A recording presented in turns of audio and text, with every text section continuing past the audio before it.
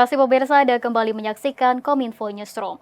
Pemirsa, pandemi COVID-19 pada 4 tahun lalu memberikan pelajaran penting bagaimana perkembangan infrastruktur kesehatan menjadi hal yang tidak bisa ditawar. Dalam 4 tahun terakhir, pemerintah melalui Kementerian Kesehatan dan pemangku kepentingan lainnya telah melakukan berbagai upaya untuk meningkatkan kapasitas infrastruktur kesehatan. Kemudian bagaimana sejauh mana upaya yang telah dilakukan oleh Kementerian Kesehatan? Sore hari ini kita akan membahasnya bersama Siti Nadia Tarmizi selaku Kepala Biro Humas Komunikasi Kementerian Kesehatan. Salam Salam sehat buat sehat semua. Ibu. Ya Ibu, kita berbicara terkait infrastruktur kesehatan yang mana di 4 tahun lalu Indonesia sudah berhasil melewati pandemi COVID-19 tentunya dengan berbagai upaya begitu ya Bu. Nah, dengan munculnya COVID-19 ini bisa mengajarkan kita bagaimana pentingnya infrastruktur kesehatan bisa hadir di masyarakat. Kemudian yang menjadi pertanyaan Bu Nadia, mengapa pembangunan infrastruktur kesehatan ini bisa begitu krusial dan tidak bisa ditawar? Ya, jadi Mbak Andri kalau kita lihat ya memang pada saat COVID-19 itu betul-betul mengajarkan kepada kita ya untuk bagaimana eh, perlunya suatu ketahanan kesehatan masyarakat, termasuk dalam hal ini bagaimana kesiapan infrastruktur.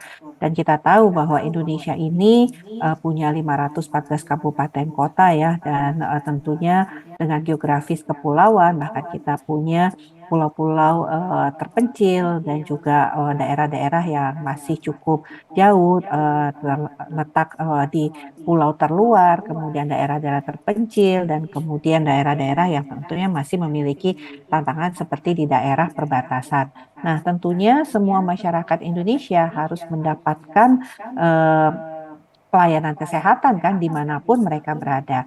Nah, oleh karena itu kita melihat belajar dari saat pandemi kesehatan bahwa kita masih memang memiliki tantangan dalam hal infrastruktur kesehatan. Kalau kita berbicara dengan puskesmas, kita memiliki kurang lebih 10.000 puskesmas. Tapi masih ada setidaknya 4 provinsi yang puskesmasnya itu belum ada di setiap kecamatan yang ada. Nah, kalau kita lihat juga ya seperti di Papua, kemudian Papua Barat, bahkan saat ini kan Papua sendiri sudah pecah menjadi 5 provinsi, serta sebagian di Maluku, Maluku Utara, itu masih ada daerah yang belum memiliki puskesmasnya. Jadi belum semua masyarakat bisa mengakses layanan dengan mudah dan gampang.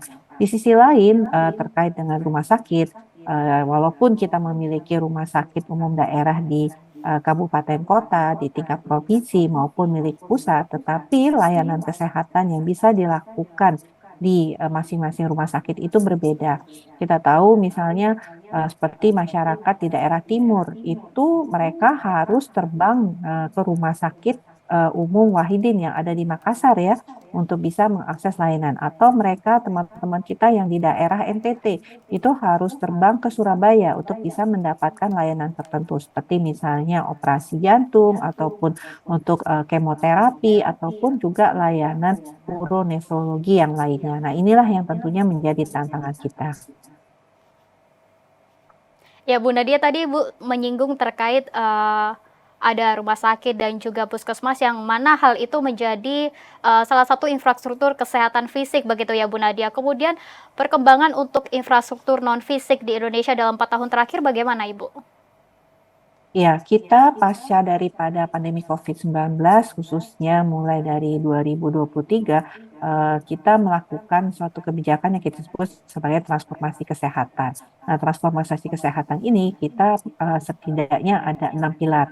Yang pertama adalah transformasi layanan primer, kemudian transformasi layanan rujukan, dan juga transformasi ketahanan kesehatan. 3 lainnya adalah unsur pendukung, yaitu transformasi SDM, kesehatan, kemudian transformasi pembiayaan, dan transformasi teknologi. Nah, kalau kita berbicara dulu ya, transformasi primer terkait dengan infrastruktur. Nah, kita kemudian menata bagaimana kemudian layanan kesehatan itu terstruktur dengan baik, mulai dari posyandu, pustu, puskesmas. Nah, saat ini kita juga terus melengkapi nih dalam 5 tahun ke depan kita akan semakin memastikan bahwa pelayanan di posyandu, pelayanan di pustu dan di puskesmas itu betul-betul alatnya lengkap dan infrastrukturnya juga mendukung. Nah, kalau kita lihat ya, seperti Pustu, kita ingin bahwa Pustu ini memiliki gedung yang standar dan kemudian juga petugas kesehatannya ada di situ.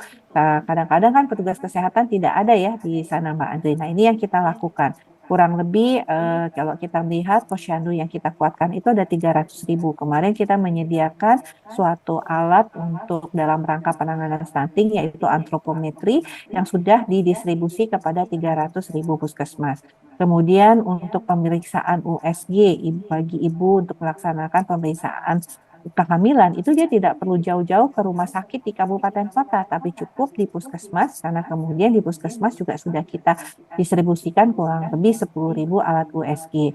Kemudian di Pustu, nah di Pustu ini kita tahu ada pemeriksaan-pemeriksaan yang tentunya sesuai dengan standar layanan primer, di mana Pustu itu bisa melakukan pemeriksaan laboratorium yang sesuai dengan kompetensinya, kemudian melakukan pemeriksaan diagnostik penyakit lainnya, dan juga ketersediaan sarana gedung yang sesuai dengan standar. Nah, ini yang akan kita lakukan untuk Pustu ini ada 65 desa atau kelurahan yang terus kita akan lengkapi peralatannya dalam 5 tahun ke depan. Di sisi puskesmas, tentunya standar puskesmas juga kita tingkatkan. Puskesmas-puskesmas tadi yang kami sampaikan seperti yang di daerah di pulau terluar, terdalam, dan di daerah perbatasan maupun juga daerah-daerah ke provinsi-provinsi yang kabupaten kotanya bahkan kecamatannya itu belum memiliki puskesmas, terus kita akan bangun puskesmas di daerah-daerah tersebut. Tentunya melalui mekanisme pembiayaan yang ada. Sementara rumah sakit setidaknya kita sudah merencanakan ada 6 rumah sakit vertikal yang dibangun oleh Kemenkes ya. Yang pertama adalah rumah sakit Ben Boy yang kita tahu di Kupang, kemudian rumah sakit di Makassar, kemudian rumah sakit di Surabaya, kemudian rumah sakit di Papua, rumah sakit di IKN ya, dan terakhir tentunya adalah rumah sakit yang ada di Kota Ambon. Nah, keenam rumah sakit vertikal ini yang kita bangun ini akan menjadi hub-hub untuk pelayanan kesehatan yang tadinya masyarakat misalnya di daerah timur atau yang di daerah barat itu untuk mengaksesnya harus berpergian ke Makassar, ke Surabaya, ataupun ke Pulau Jawa, karena sebagian besar layanan-layanan seperti operasi jantung, pemasangan kateter jantung, ataupun untuk mendapatkan pengobatan kemoterapi, ataupun juga untuk mendapatkan pengobatan bagi penderita kanker dengan alat-alat canggih, itu mereka harus ke rumah sakit yang ada di Pulau Jawa. Nah, ini yang artinya kita makin perkuat, kita lakukan revitalisasi struktur dan jaringan untuk rumah sakit, untuk memperkuat layanan kesehatan, terutama yang fokus kita adalah untuk yang kita sebut sebagai layanan KJSU, yaitu untuk layanan kardiovaskuler, kemudian untuk penanganan stroke, kemudian untuk pelayanan ginjal, dan yang terakhir adalah pelayanan kanker. Ya, kemudian Bu Nadia, pembangunan infrastruktur di perkotaan seperti contohnya di RSUD begitu ya Bu, terbilang mungkin banyak orang terbilang ini rumah sakit yang lengkap, kemudian minim kendala begitu ya Bu. Namun berbeda dengan membangun infrastruktur kesehatan di daerah seperti terkendalanya SDM dan juga keuangan. Kemudian apa solusi yang bisa ditawarkan pemerintah untuk bisa membangun infrastruktur kesehatan di daerah itu Bu? Ya, jadi yang kita lakukan adalah memperkuat struktur dan jaringan layanan kesehatan, Pak Andri. Jadi yang pertama kita tahu bahwa struktur layanan kesehatan itu ada rumah sakit sebagai rujukan, dan rumah sakit itu ada rumah sakit kabupaten kota, ada rumah sakit provinsi, dan ada rumah sakit vertikal di bawah Kementerian Kesehatan. Dan kita juga punya beberapa rumah sakit jejaring layanan kesehatan lainnya seperti rumah sakit pendidikan yang dimiliki universitas-universitas, kemudian juga rumah sakit BUMN, dan juga rumah sakit dalam hal ini adalah yang dimiliki kementerian atau lembaga lainnya seperti misalnya rumah sakit Kementerian Pertahanan. Nah, ini tentunya jejaring yang horizontal ini kita masuk di dalam grand strategi untuk revitalisasi struktur dan jaringan layanan kesehatan tadi. Jadi bagaimana kemudian rumah sakit yang memang memiliki tenaga kesehatan yang sudah mumpuni, kemudian kita lengkapi peralatannya supaya mampu memberikan layanan kesehatan sesuai dengan tipenya, itu misalnya tipe A. Dan rumah sakit umum daerah yang juga tadi pemerintah daerahnya berkomitmen untuk menyediakan tenaga kesehatan, ini juga akan kita support untuk penyediaan anggaran untuk pemenuhan sarana prasarana. Sehingga tadi tidak perlu jauh-jauh masyarakat di sebuah desa harus berpergian bahkan melewati ibu kota kabupatennya, dan dia harus berjalan misalnya ke ibu kota provinsi karena kan pasti dibutuhkan transport, kemudian juga penginapan untuk membantu keluarganya yang tentu ingin mendapatkan pelayanan kesehatan. Nah, sekarang kita perkuat sudah mulai dari rumah sakit umum daerah dengan program yang kita sebut sebagai pengampuan. Jadi rumah sakit milik Kementerian Kesehatan atau rumah sakit vertikal ataupun rumah sakit yang tipe A ini melakukan pengampuan untuk rumah sakit yang masih kemampuan untuk memberikan pelayanan-pelayanan kesehatan canggih itu masih belum dimiliki, sehingga dengan adanya program pengampuan ini diperkuat baik itu di RSUD maupun juga di rumah sakit daerah yang provinsi. Nah, selain tadi rumah sakit, puskesmas, pustu, posyandu juga kita perkuat. Dan juga laboratorium. Jadi kita menyusun bagaimana penguatan laboratorium mulai dari laboratorium puskesmas, laboratorium kabupaten kota, provinsi, regional, dan nasional. Kita mungkin masih ingat di saat pandemi ya bagaimana kemudian kita kekurangan laboratorium untuk melakukan pemeriksaan PCR. Nah, saat ini kita upayakan laboratorium ini tersebar secara merata sehingga masyarakat kembali lagi tidak perlu jauh-jauh sampai ke provinsi atau ke kabupaten kotanya untuk bisa mendapatkan pemeriksaan laboratorium. Ya, Bu Nadia, kita berbicara terkait puskesmas yang dalam hal ini menjadi garda terdepan di lingkup terkecil suatu daerah begitu ya, Bu. Nah, tadi Bu juga sudah mengatakan ada 10.000 puskesmas, tapi memang belum menyeluruh di seluruh Indonesia. Dan di puskesmas juga masih minim oleh tenaga kesehatan. Kemudian dari Kementerian Kesehatan sendiri, bagaimana upaya untuk memenuhi kebutuhan nakes di daerah itu, Bu? Ya, memang kebutuhan nakes ini menjadi komitmen bersama dengan pemerintah daerah ya. Karena kita tahu bahwa insentif yang diberikan oleh pemerintah daerah itu akan mendorong tenaga kesehatan untuk mau mengabdi di daerah-daerah yang mungkin sulit atau terpencil ataupun memiliki keterbatasan ya dalam sisi akses transportasi dan geografis.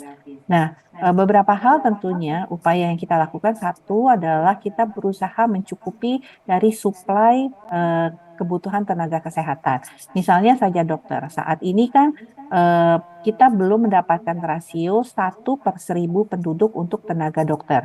Kita masih 0,64. Jadi kita perlu nih meningkatkan jumlah tenaga dokter. Nah, bagaimana kemudian kita melakukan pemenuhan kebutuhan dari sisi supply adalah satu, kita melakukan misalnya mendorong pembukaan fakultas kedokteran yang lebih banyak ya, yang bisa kemudian menghasilkan tenaga dokter maupun tenaga medis lainnya atau tenaga kesehatan lainnya untuk bisa memenuhi kebutuhan di puskesmas-puskesmas.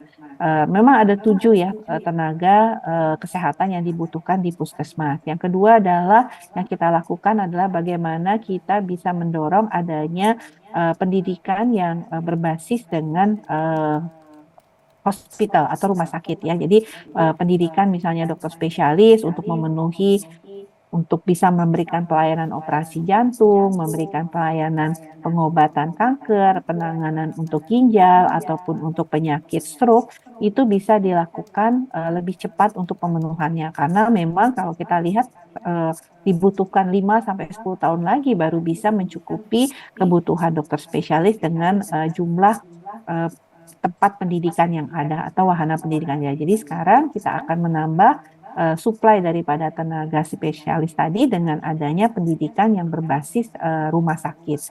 Yang ketiga adalah memudahkan ya sistem perizinan STR, SIP, dan juga memudahkan tentunya tenaga kesehatan maupun tenaga medis diaspora yang ingin kembali ke Indonesia. Jadi dengan proses adaptasi yang lebih mudah dan memberikan kepastian kapan untuk bisa melakukan atau memproses proses adaptasi tersebut, itu yang kemudian dilakukan untuk dipermudah. Yang lain adalah pemberian beasiswa ataupun insentif tenaga kesehatan yang dari daerah.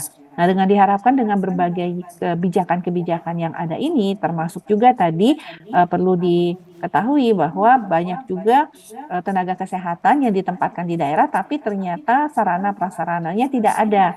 Jadi seiring dengan penyediaan sarana prasarana tadi, dengan dukungan komitmen pemerintah daerah dan berbagai kebijakan-kebijakan dalam hal pemenuhan SDM kesehatan yang tadi saya sampaikan, mulai dari bagaimana pembukaan atau suplainya kita tambah dengan pembukaan FK ataupun juga pendidikan berbasis rumah sakit sampai dengan ada beasiswa dan sebagainya, ini menjadi satu kesatuan untuk memperkuat layanan kesehatan dan memeratakan layanan kesehatan sampai dengan semakin lebih dekat kepada masyarakat.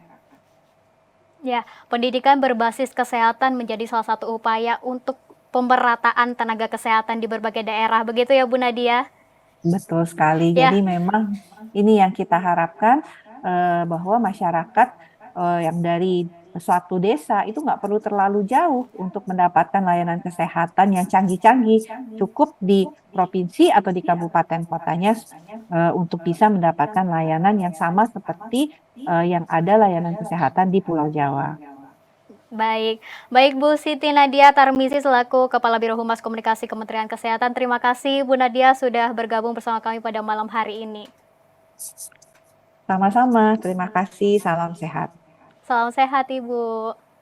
Dan pemirsa, kami akan segera kembali dengan informasi lainnya, tetaplah di Kominfo Newsroom.